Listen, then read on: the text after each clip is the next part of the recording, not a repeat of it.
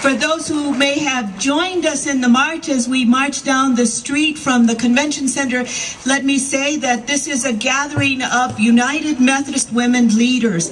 There are 6,500 United Methodist women among us, representing 800,000 women nationwide. Let's give them a hand.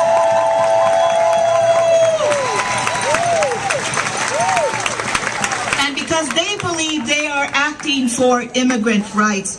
Allow me now to introduce Harriett Olson, Deputy General Secretary of the United Methodist Women, and Inelda Gonzalez, the President of this great organization.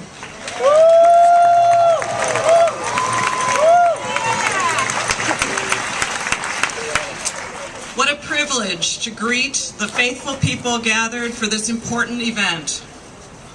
Today, United Methodist Women gather here with the St. Louis community and in vigils across the country to affirm our concerns for immigrants, particularly women, children, and youth. Thank you for your visible witness to the call of Christ to care for all the people in our midst. When the combined force of a powerful nation and powerful commercial interests trample on human rights of people without power, people of faith must stand up and speak out.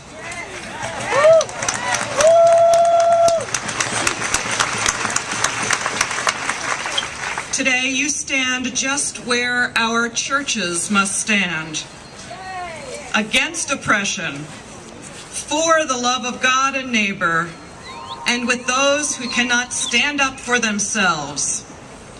This is a particularly urgent moment as we witness in Arizona the signing of a law that will criminalize immigrants in the state of Arizona and lead to virtual pass laws and legalized racial profiling. As people of faith, we must proclaim that this is not just.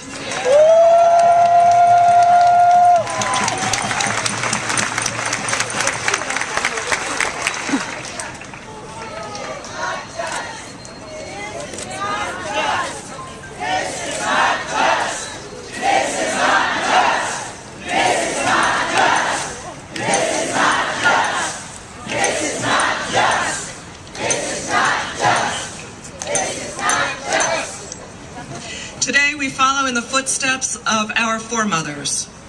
We remember Alma Matthews, a foremother who met young immigrant women on the docks of Ellis Island at the beginning of the last century and provided housing and support for them as they adjusted to a new country and were saved from sex trafficking.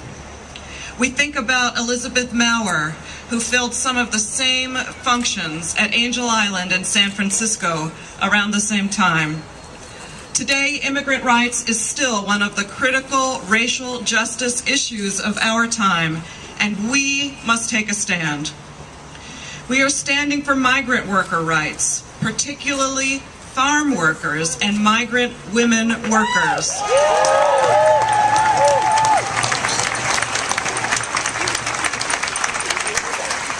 80% of farm workers in this country are immigrants who are paid 5 to 6 cents for every grocery dollar we spend.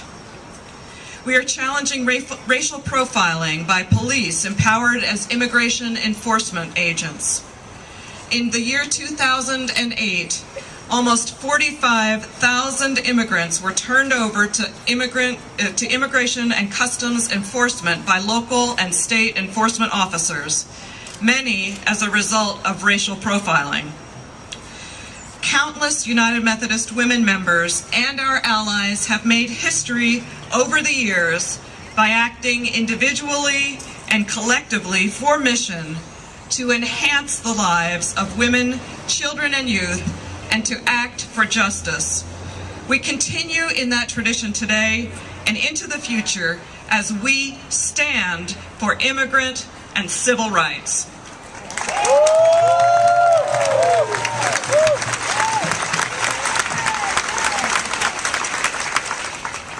I am privileged to address you today as President of United Methodist Women and to affirm our commitment to love of neighbor by welcoming immigrants to the United States. I live in Harlingen, Texas, in the border region, which is part of the Southwest Texas Conference. My family is one that can say that we did not cross the border. The border crossed us.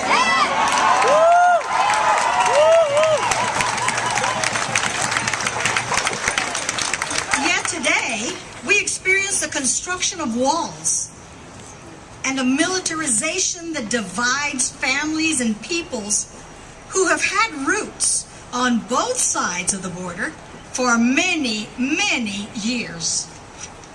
As an organization with particular concern for women, children, and youth, we have been alarmed at how a broken immigration system is also breaking up families.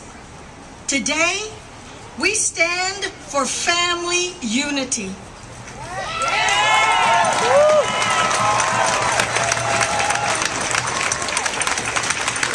Current United States detention and deportation policies divide families.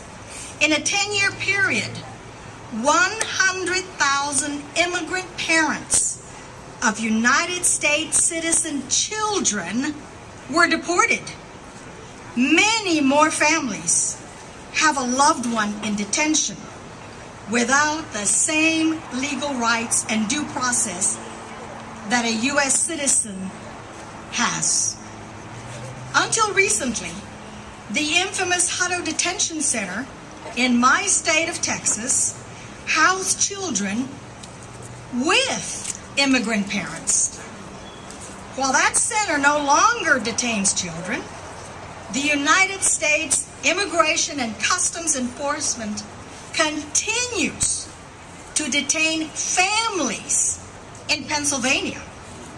That's not the kind of family unity we had in mind.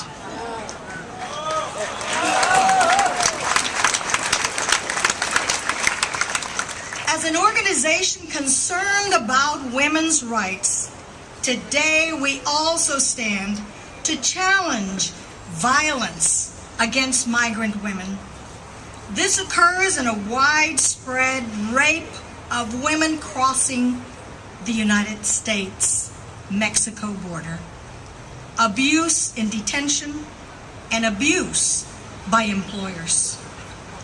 These concerns must be resolved through national immigration reform that protects the human rights of migrants and affirms family unity.